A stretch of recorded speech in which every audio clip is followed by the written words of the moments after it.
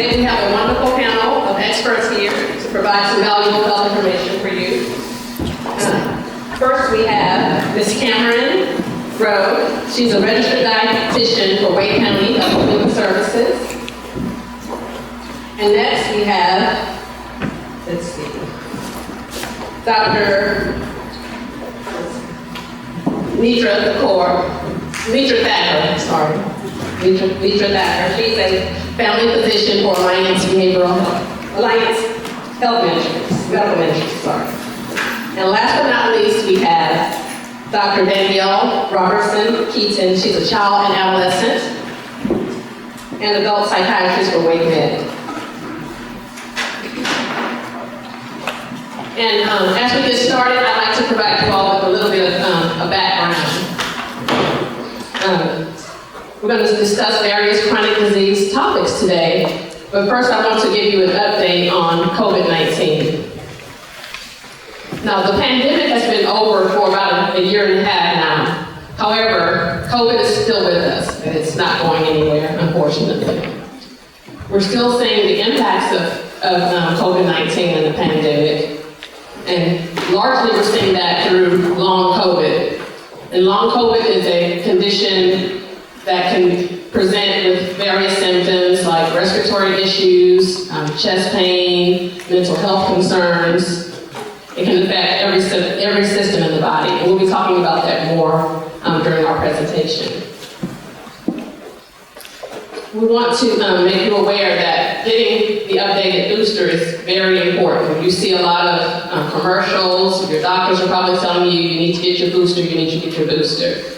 The one reason why that's important is because getting at least one booster can reduce your risk of getting long COVID by about 21%. And if you receive 2 boosters, that risk can be reduced to about 59%. And those people who've had at least 3 vaccines, your risk of long COVID decreases to about 73%, and that's very significant. Now, the vaccines were previously free. They are no longer free. However, there are still resources to get the vaccine. You can get them from your doctor's offices. And Wake County also offers vaccine clinics for the COVID vaccine as well as the flu vaccine. And if you need more assistance in finding a location for a vaccine, you can go to vaccines.gov and just enter your zip code, and it can tell you where you can go to get a free vaccine, or any, if you have insurance, to get one through your insurance. And also, I want you to be aware that the government is still offering the free COVID testing kits. And you can get those by going online to special.usps.com/test kits, or you can just search online free COVID test kits, and they'll provide you with a link to get that. So now we're going to transition into our discussion about chronic disease. And when we say chronic diseases, we are speaking about conditions such as diabetes, high blood pressure, kidney disease. There are a wide variety of diseases that often can be prevented. So we want to talk more about that. It's important that you see your doctors and stay up to date on important health screenings in order to help prevent these conditions. So without further ado, we will begin our discussion. First, we're going to talk a little bit about some of the chronic disease conditions that we see and ways that we can hopefully try to prevent those things. So first, I'll start with Dr. Thacker. Dr. Thacker. Why is it important to get regular checkups and health screenings? And how can you prevent diseases like diabetes and heart disease? Yeah, well, thank you so much for that question. This is so incredibly important to the state of health for each of us individually as Americans, and nationally. What we see in this country is just such a burden of chronic disease, high blood pressure, diabetes, as our moderator has mentioned. And a lot of those things are actually quite preventable if we know what's going on as soon as we can, okay? And so when we say come to your doctor for a checkup, we're not, we really encourage people to come to find out what's going on with their bodies. I think that we know our bodies best, but sometimes we don't always know what's going on. We don't know our numbers. We don't know that we have high blood pressure. Blood pressure can be elevated without us even knowing it. And so coming in to get those things evaluated are incredibly important for stopping further illness from happening. There are things that we can do to stop the dangerous effects of high blood pressure, let's say. There are things that we can do if we find out that our sugars are high. And it doesn't always have to be taking medication right off the bat. There are lifestyle modifications that we can definitely do to prevent further progression of those conditions and the havoc that it can wreak upon our bodies.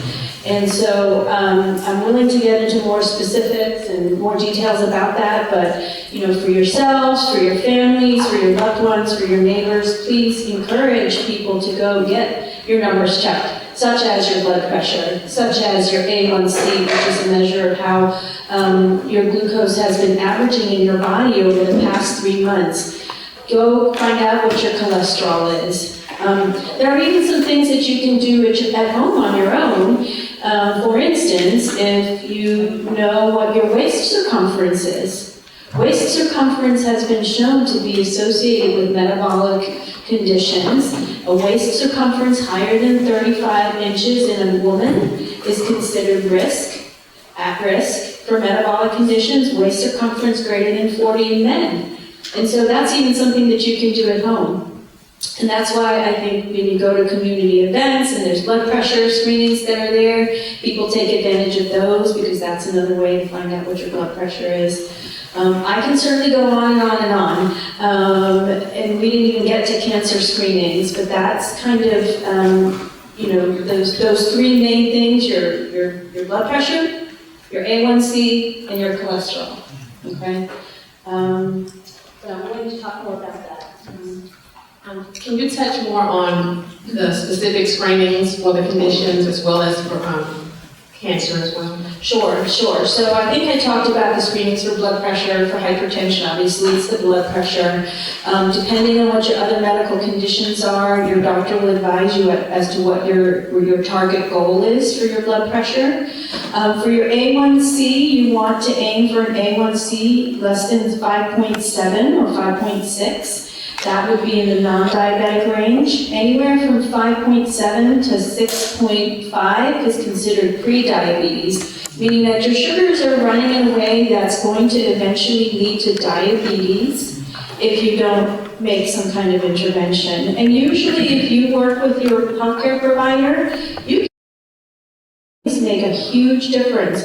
And they're all things that we do have some access and control, and that's without a prescription. Okay.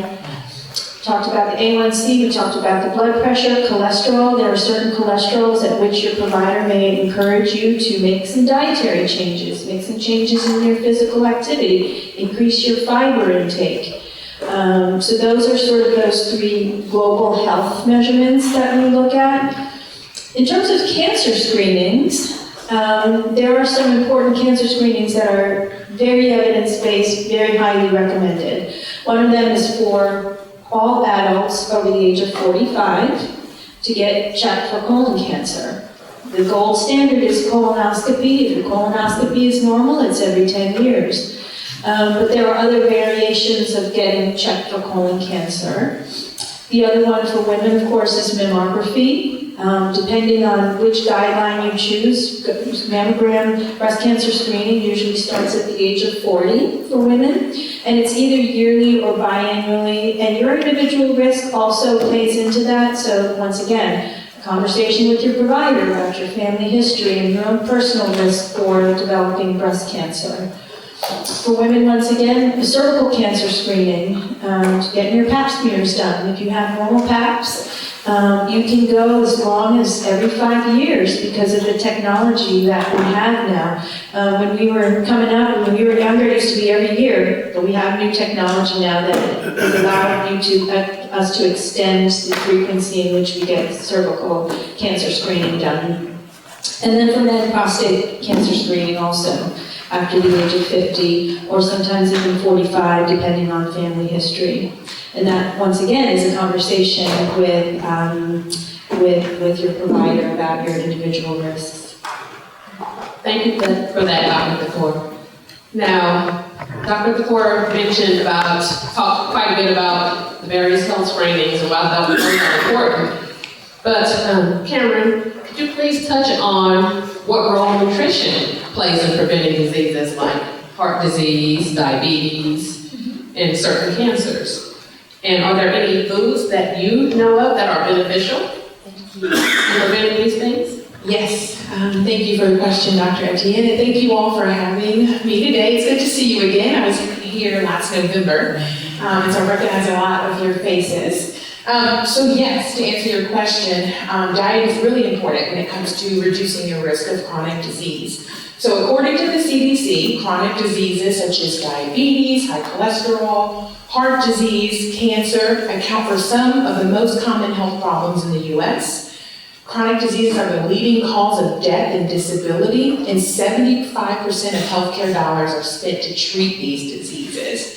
So, many of these chronic diseases are caused by 4 lifestyle factors. So, poor nutrition, physical inactivity, excessive alcohol use, and tobacco use. So it used to be that tobacco use was the leading risk factor, and that's been replaced now by poor nutrition. And so what I mean by poor nutrition is a diet that's high in processed foods, refined carbohydrates, so those white breads, white rice, white pasta, as opposed to your whole grains, fat and sugar. So when we think about specific nutrients that you would want to increase and to reduce your risk of chronic diseases, 4 come to mind for me.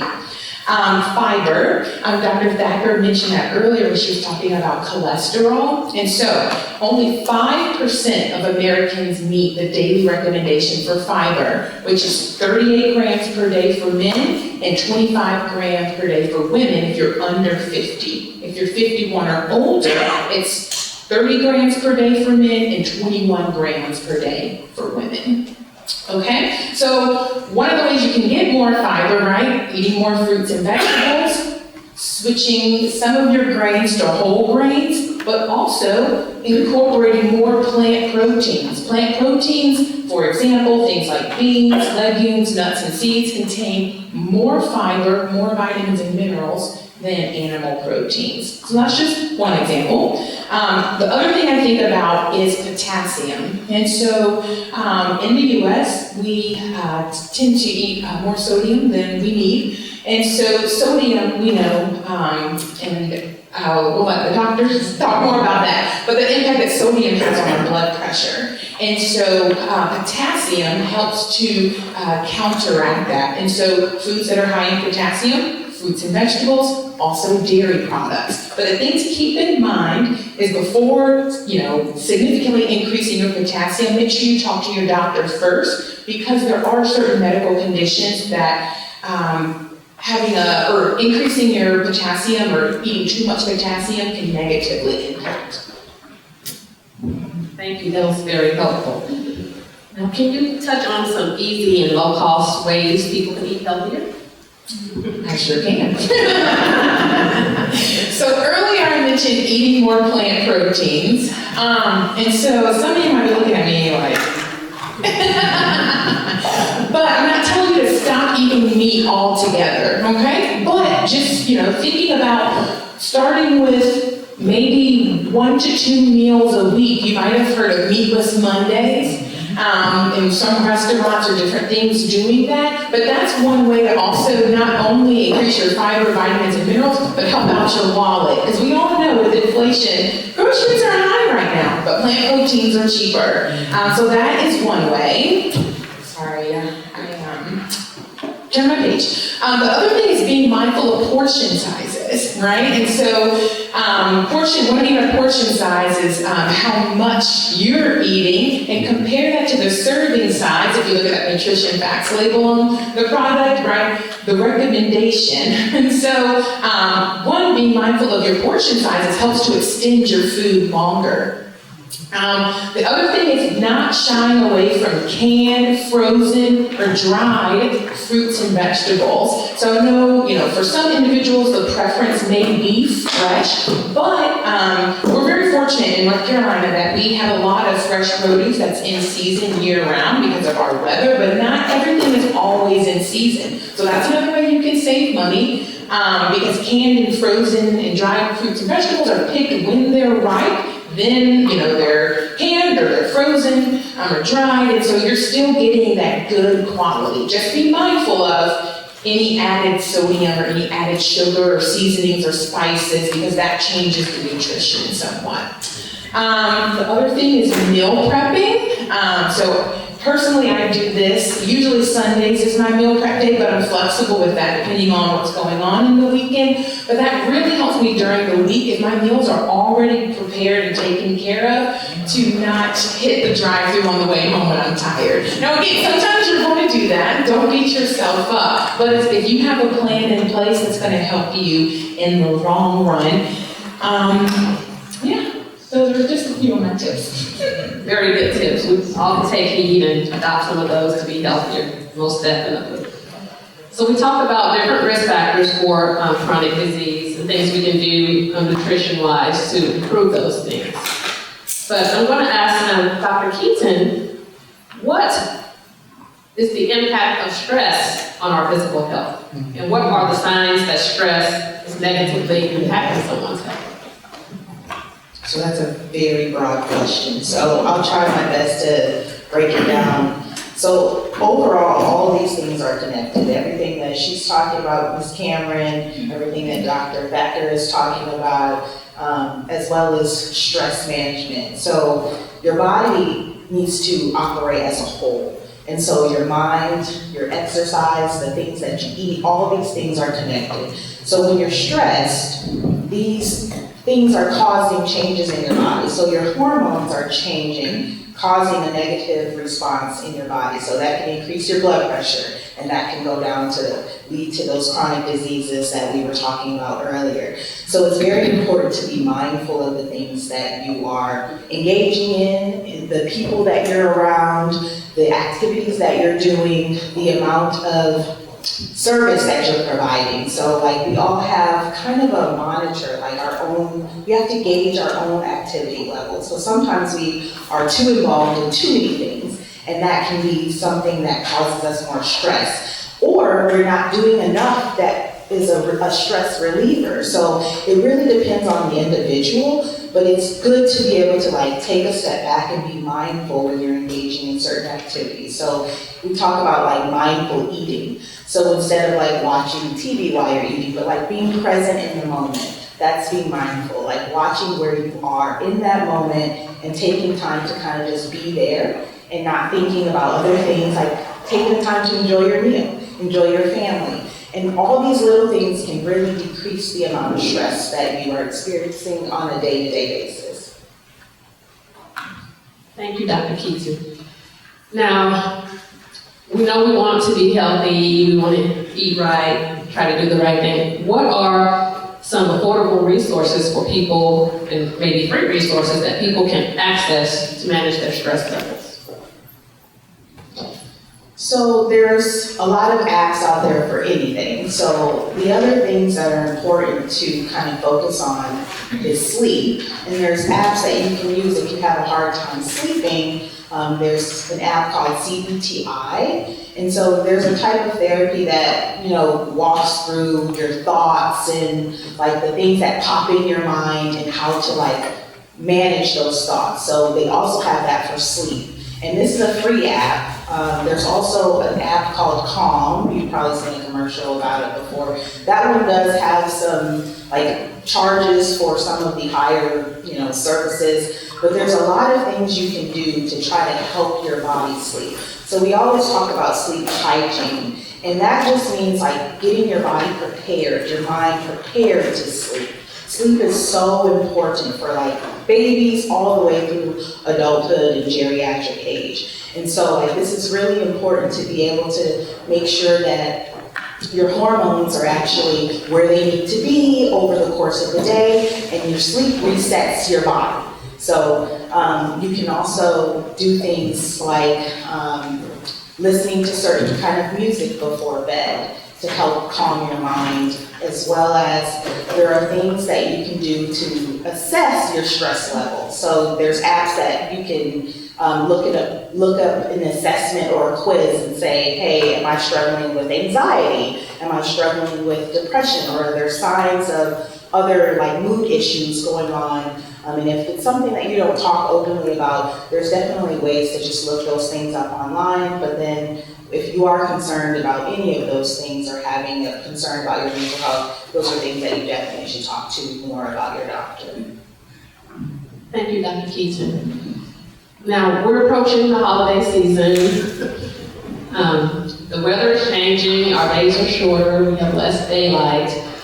People tend to feel a little bit more depressed. People notice changes in their moods during this time for various reasons. What are some tips for people to maintain mental health and well-being during this time? Well, so the holidays are stressful in general for many, many reasons. Cooking or having guests over or family. But I think overall, it's supposed to be something that we celebrate. It's supposed to be something that is enjoyable. But I think that there are certain individuals who will notice this time of year as being more stressful than average. And I think that is important because we can, one, be prepared for that time. And knowing that this is a stressful time, you need to kind of know how to conquer that and what you need to do to be able to protect yourself. And so some of the things that we see when people have really severe changes in their mood around the fall or the winter time, we call it seasonal depression, but everyone doesn't understand what depression is. So, but it's important to notice if your mood significantly declines around the season of fall or winter, you may be struggling with something like a mood disorder, like depression. But being outside or being in sunlight, being around people that you enjoy, or doing things to really engage in keeping your body active, even though this is a season that is causing you more stress or making you feel down, is something that you can do to try to like combat that feeling. It's cold outside, but yet you can bundle up, you put a hat on, you put your gloves on, you put your scarves on, and you get outside and you walk, you move, you stay active. Sometimes just that cold air can kind of wake your body up and just give you that like refreshing feeling that you need. To just try to, again, be mindful and separate from all the busy hustle and bustle. There is a light that you can order. I mean, this is something that you would probably need to talk to your doctor or read more about it. But if you are one of those people that you notice like consistently over the years when the fall and winter hits because there's less sunshine or you're inside more than usual, there is a light that you can, that is sort of like a treatment. But there's specifics on this light, so you do need to make sure you have the right light, but you can have like a light that you spend some time under, like a few minutes a day, and that does kind of trigger some things and changes in your mind and brain. That is sort of a treatment for people who have this seasonal like depression or mood changes around the cold and winter times. Thank you, Dr. Keaton. Now, we talk about diet and how that's important. We also know that exercise and physical activity are essential in maintaining a healthy lifestyle and improving our health outcomes. And it is also very helpful in improving our mental health. So I want to ask you, Cameron. Now, most of us, we try to make an effort to exercise, but it can be challenging. A lot of us don't have gym memberships. We may not have the equipment at home to exercise. We may just not feel like doing it. We also have some limitations, physical limitations. May not have transportation to get where we need to go, or to exercise. What are some tips where we can kind of just incorporate exercise and just activity into our daily routine that doesn't cause too much of an issue with us, in our busy lifestyle? Yes. Okay, I love exercise, but I wasn't always that way. So I shared this when I spoke with y'all last year in November, but when I was 16, I lost 90 pounds, and that took me 2 years. But I remember when I first started exercising when I was 14, I was not an active kid. My brother was the one that was in the sports and everything. I was always in the books, but, so when I remember when my parents joined the YMCA, and they had a middle school program, so I thought it was cool that I could get my own membership card and like work out a way. That was my motivation. But again, because I wasn't active, I remember stepping foot on a treadmill for the first time and walking for maybe like 10 minutes, and I was so out of breath. And it was very discouraging because you look around and you see all these people who are running or lifting these heavy weights, and you're like, oh my gosh, they're probably looking at me and like, oh gosh, that girl is so, not fit. But you have to tune that out because everyone has to start somewhere. So if you can relate to that story or, that is a part of your journey, as long as you continue, you're not going to stay there. So our first recommendation is just start small. Do what works for you. So taking into account like financial barriers, transportation barriers, mobility barriers, right? Pretty much walking you can do anywhere as long as you feel safe where you're at. And so if that's something that you can do, maybe it's 10 minutes. And then you bump it up to 10 minutes twice a day, and you bump it to 10 minutes 3 times a day. So doing what works for you, grab a friend or involve a family member. I mentioned earlier, I'm a part of the YMCA. I'm still a member of the YMCA, and one of the things that keeps me going in the morning, especially now that it's dark when my alarm goes off, is, I'm going to see Karen, or I'm going to see this person, or I'm going to see that person, right? That camaraderie that you have. Again, if none of that sounds appealing to you, right? Nowadays with social media and YouTube, you'll be able to find some things online that may appeal to you. At Wake County, I have a teammate who offers free exercise classes. One's called Movin' and Groovin', which is an aerobic style class. That one's every fall and spring at Spring Forest Road Park. It's free. It meets once a week for an hour. And she also offers Couch to 5K, which is a running program if you're interested in that. Literally what it sounds like. From the couch to by the end being able to run a 5K. That's also in the fall and the spring, and that's at Buffalo Road Park. She offers another resistance band exercise program. I believe that's kind of maybe summer/winter, but that's at Nightdale Park. And so, yes, Denise has my contact information, and so if you're ever interested in any exercise or events that the county has going on, I'm happy to send that information to her so that she can get it out. And are these resources on the website? Yes, they are on the website. All of our exercise programs too are in partnership with the City of Raleigh, so you can find it on our website or through the City of Raleigh, because all of those locations, or City of Nightdale, because I'm Town of Nightdale, sorry. So you can find it on those websites as well. So I guess whatever town you're from. Mm-hmm. Yes, exactly. Partnership with everyone, right? So look on your town or your municipal website as well, recreation centers. And free is good. I'm a free girl. Anything that's free.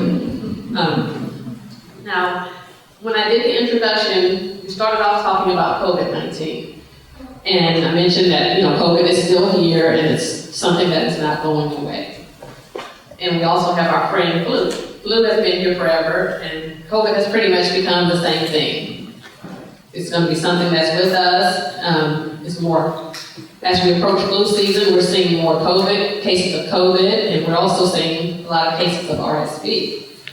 And I would like Dr. Zachary to talk with us a little bit about, why is it important to get our updated COVID-19 vaccine this fall? Most of us have probably gotten initially the initial series for COVID. We may have gotten a couple of boosters here and there. But it seems like we're always hearing, get another vaccine, get another booster. Why is that important? Yeah, there's a lot of confusion, I think, around the COVID vaccine. It just kind of came out as a necessity during the pandemic, and we were all just eager to get everybody vaccinated so that we could get that immunity amongst our population going.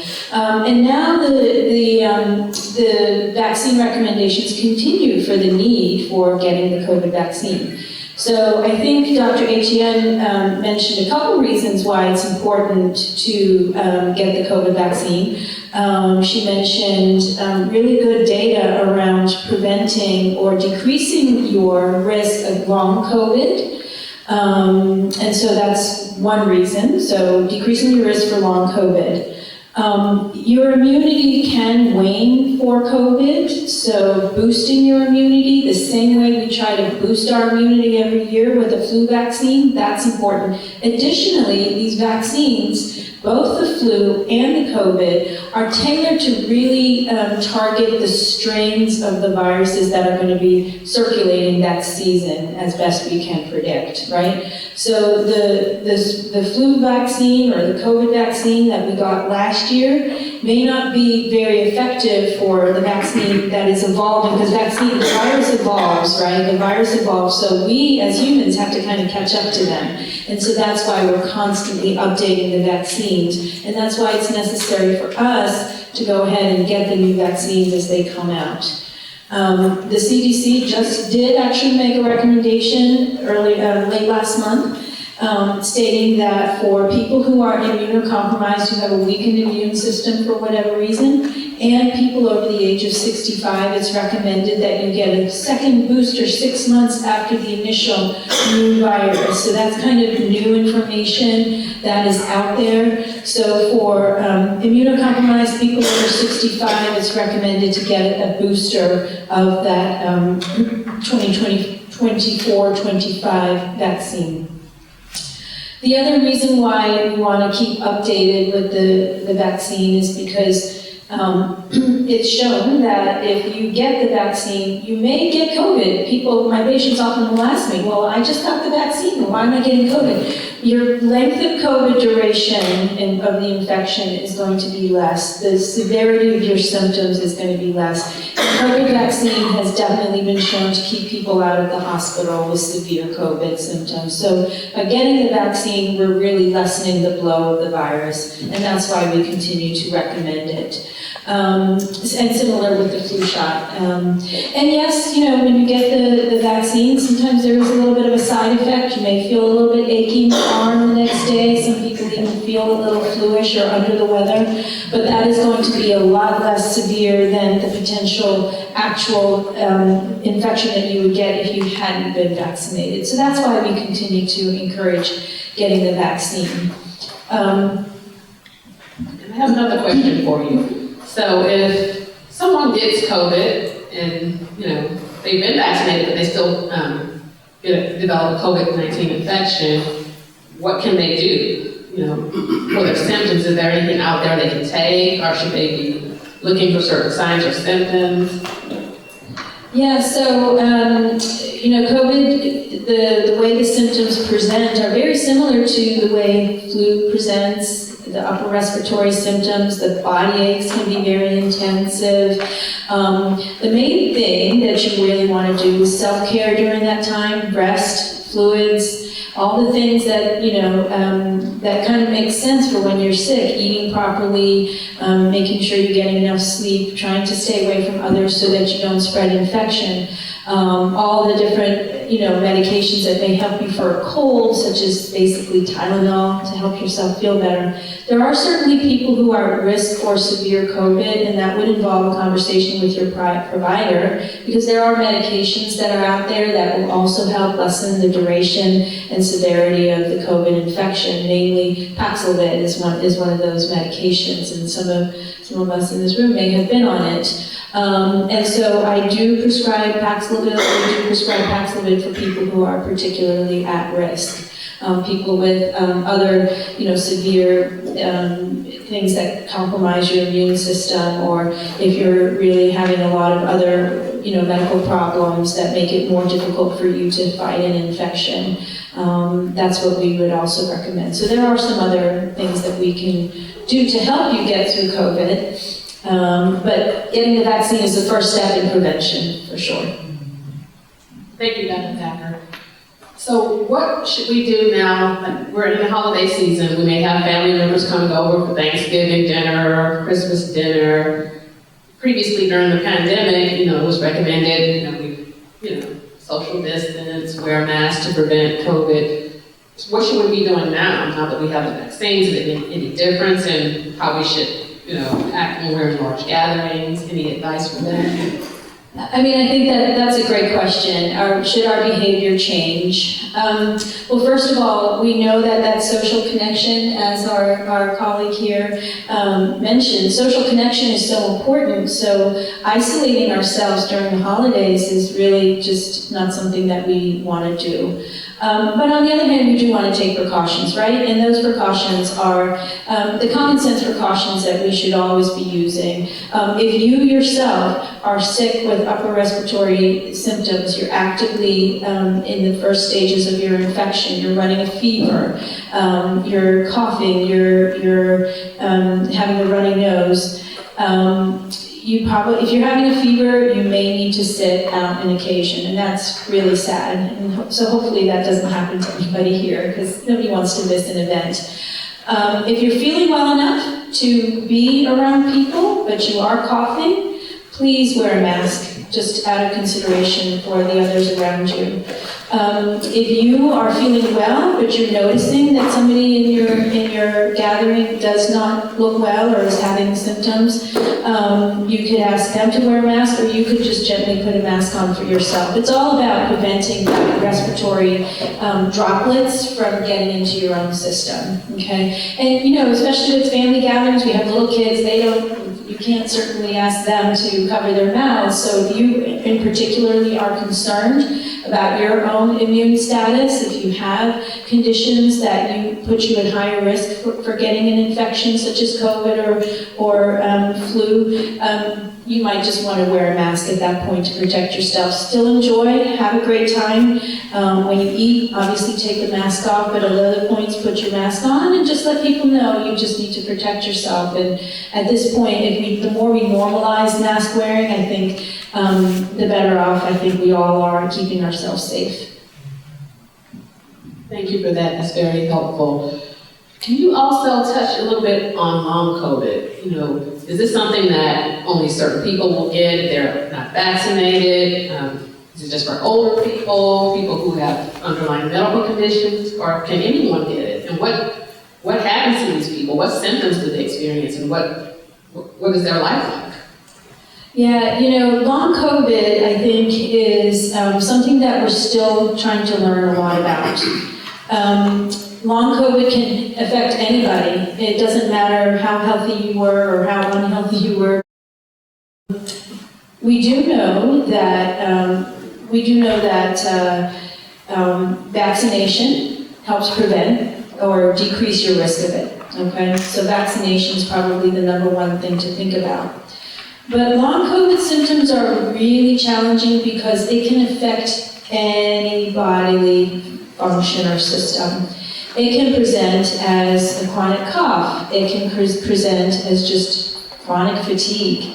It can present as body aches that really don't seem to have another reason for them. And so when you look at the symptoms and the signs of long COVID, the list is huge. Really affects everything. And so And the other thing that's challenging as a healthcare provider is there really isn't a test for it either, okay? There's no diagnostic study, there's not an x-ray, there's not a blood test. Checking the patient for COVID isn't going to help us make that determination. There are conditions that are similar that eventually over time, our societies, with medical societies, with research and with time, learn to give providers some guidance. Well, if a patient has, 5 out of these 10 symptoms, you're probably looking at long COVID. We're not even there yet with long COVID. But what I do recommend is if somebody's just not feeling well, and normal blood tests and things like that your provider may do, with that conversation and nothing seems to be coming up, but you're not feeling well, that's where I encourage you to advocate for yourself and really say, I had COVID 6 months ago and this is when I started to feel this badly. What do you think about long COVID, okay? And we're still learning how to walk with our patients with long COVID. I know that UNC, the Department of Physical Medicine, has a program, and I've referred a couple of my patients to that program, where it's a multi-system treatment plan where you're working on the physical therapy to help with the muscle fatigue and weakness. There may be even psychologists that are involved that deal with the chronic stress or feeling of mood changes that can come with long COVID. Pulmonologists, cardiologists. So it really involves a multidisciplinary approach. Not everybody can get to UNC though, and so if you're identified as possibly having long COVID, I encourage you to talk with your provider, maybe as a team, try to find out what resources are there available in the community for you. Like I said, it is an evolving knowledge base, and when knowledge base is evolving, the physicians are sometimes not going to always be thinking about it, and so I encourage you to talk about it with your provider and ask them to think about it, and hopefully then you can have a conversation and look at the details of your symptoms together to come up with potentially that diagnosis. So, I'm going to do a little time check here. We have about 15 minutes, but I'd like to just take a second for us to give our panelists a hand. Let's give them. And guess what? We're not through with them yet. We want to take the last 15 minutes to entertain questions. Our moderator will recognize you and I will run the mic to you. Yes, this does conclude the panel portion of our discussion, and now we're going to give you all the opportunity to ask any questions that you may have of our esteemed panelists. I have a question about nutrition and these new products they have, Beyond Beef. What is your opinion? Is that supposed to be vegetables? Does that take the place of vegetables? I just wanted to know your opinion about that. Thank you. That's a really good question. So I'm going to be quite honest. I do not have a lot of experience personally consuming those products. And there are so many products on the market now. There's new products hitting the market all the time. So that's one that I need to do some more research on, and I'm happy to follow up and funnel that information to you. One comment that I will make is you can always, on that product, flip it over and look at the ingredient list. The first ingredient is going to be the quantity that's the highest in that product, all the way down to the last ingredient, which is the ingredient that's used in the least quantity. So if there are a lot of strange or unfamiliar names in that product, you might want to consider, whether you're going to consume it. And the reason I say that is just because of the processing, all right? And so I think lots of times when we think about highly processed foods, we think about Snickers bars and, Doritos, right? But there can be some products that are marketed to us as healthy that could also be highly processed. But I'll get your contact information and I will follow up with you more about this. Thank you. You're very welcome. I have a question. When you buy something and the sodium content is 416, and is that high? I mean, sometimes you really want it, but you look at the sodium content and that determines whether or not you want to buy it or not. So, Really good question. So you said 460? yes. Okay, milligrams. Now, if you don't mind telling me, what was the product or the size? Like tomatoes, canned tomatoes. Or something. Okay, good, thank you. Because this is where it's important, right? What product are we talking about in the size, right? Because 460 milligrams may not be a lot for, a big can, right? But for a little small package, that is a lot. Okay, so to answer your question specifically with canned tomatoes, so with canned foods, if you can, and find no salt added or low sodium versions, that's great. But say, you can't, or this is, what you received, what you can do is you can rinse that product underwater, and that'll rinse about 30% of this salt in that product off. So that's another way to reduce the sodium. Yes, the healthy request chicken noodle soup also has. Yes. Well, because one of the uses for salt is a preservative. And so, especially, with things that are canned or made to be shelf stable, that sodium, not only is it added for flavor, but it's also added as a preservative. And then if you said healthy balance or healthy choice, if they're trying to watch how much sugar and fat they add to a product, right? What's the nutrient they're going to add to help it taste? Salt. So it's kind of the play on those three that manufacturers use to influence shelf life, flavor, and the final product. Did that answer your question? Thank you. You're welcome. Hi, here.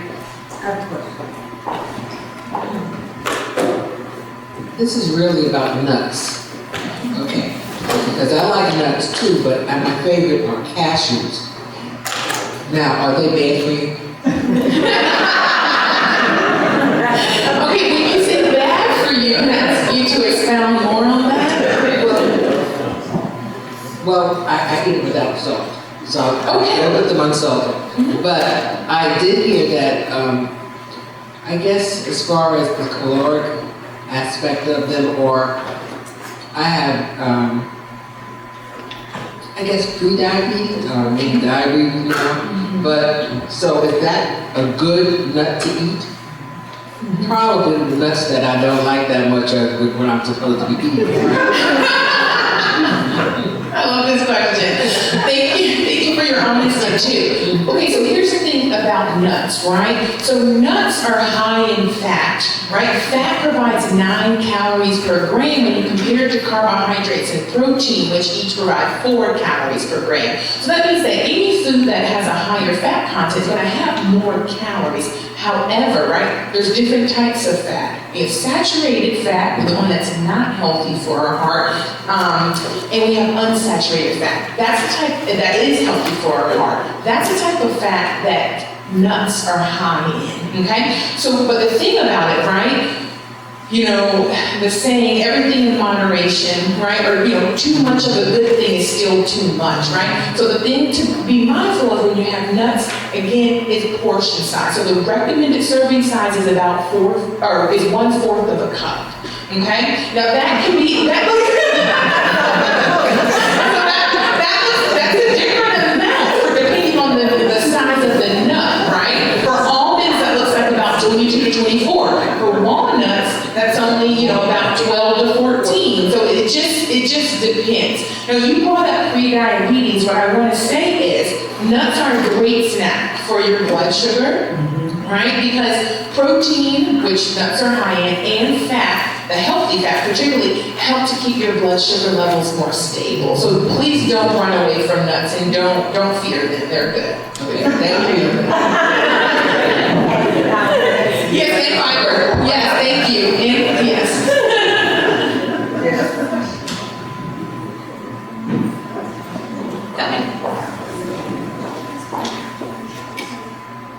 I would like to know, you all were talking about fiber. Making smoothies. Do you get your fiber if you make smoothies? Or does it have to be in, without mudding it, that's, you understand my question? Is it the same thing as eating an apple or like putting it in the processor? Good. And the doctors, feel free to jump in on this too. I feel bad. I want to answer every question. I will just say, yes, in a smoothie, if you are blending up that whole fruit, no matter if it's fresh or frozen or canned or whatever, you're getting all the fiber in that product, okay? Now that is different from juicing. When you juice a fruit or a vegetable, right, you're just extracting the juice from that. You're gonna get, some of the vitamins and minerals, but that fiber is left behind. All that roughage that's left, if you've seen anyone use a juicer, you go to a juice shop, that's your fiber sitting right there. And so, yes, those smoothies, that's usually one of my go-to breakfasts. I'll add real quickly too, with making smoothies, some people tend to add other ingredients. They may add like syrups or sugar or like ice cream. So be careful, you add those things, it's not gonna be as healthy as it would if you just use the whole foods to do. And the thing that I love about smoothies is you do get the fiber, and then you can add other things in there that are also good and healthy, that are natural, such as ginger, turmeric, cinnamon. If you put blueberries in your smoothie, you're getting those antioxidants, your green leafy vegetables, if you put spinach in there. So a good smoothie recipe is really like a great way to start your day, for sure. Thank you.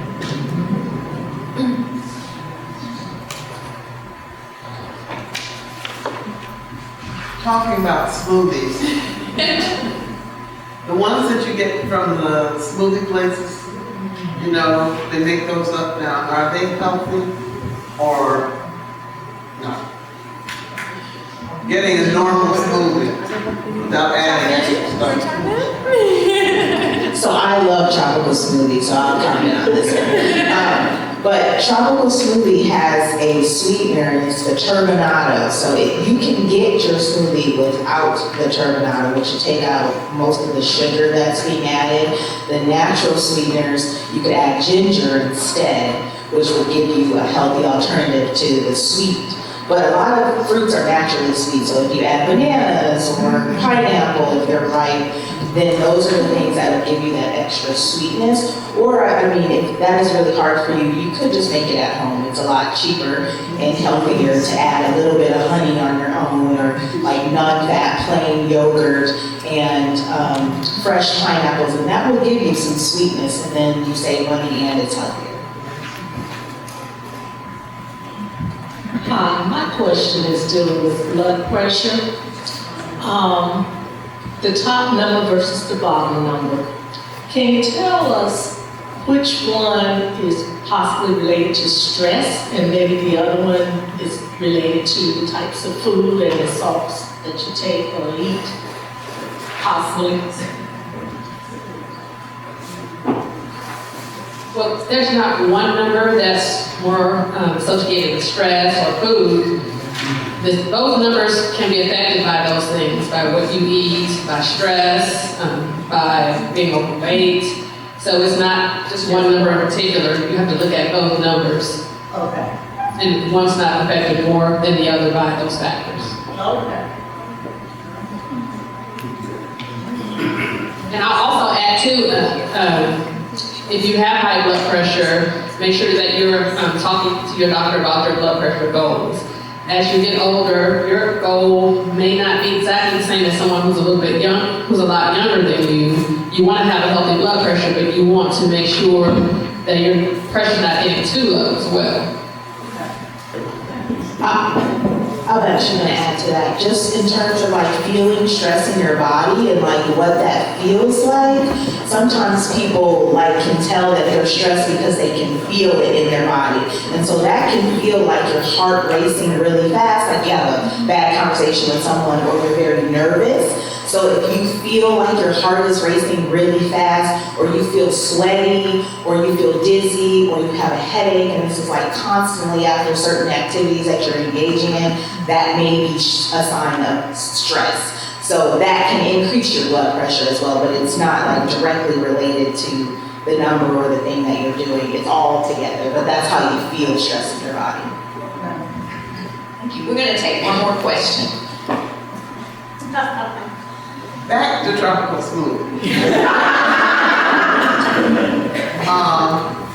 I'm not real clear on if I go in and get, say, pomegranate smoothie, is there sugar in there, or is there sugar substitute, or is there something that they put in that I can say, don't put that in, put something else instead?